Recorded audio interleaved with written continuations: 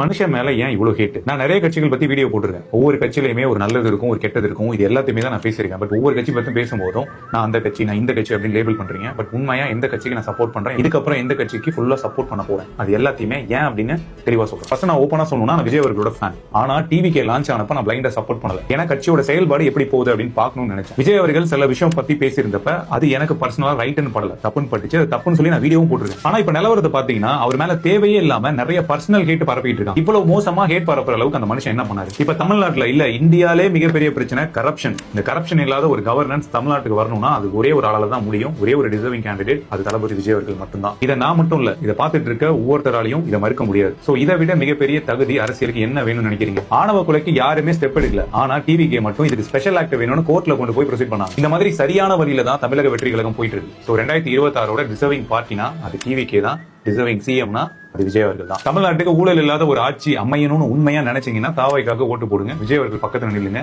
நானும் அவர் பக்கத்துல தான் நிக்க போறேன்.